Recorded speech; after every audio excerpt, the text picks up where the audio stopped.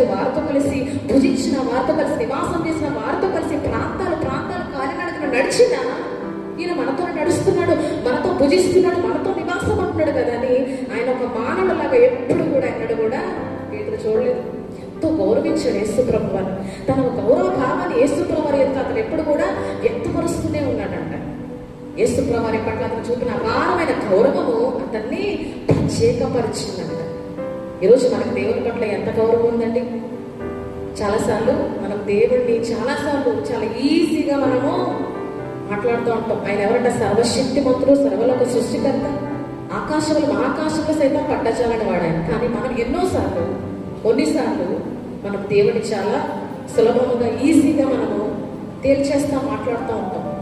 కానీ వారితో కలిసి నడిచిన యేసుప్రభుని అసలు ఆ రీతిగా చూడటం అంటే ఎంతో ఆశ్చర్యకరమైన విషయం. ఎందుకంటే వారితో కలిసి ఉన్నాడు ఆయన కదా, వారితో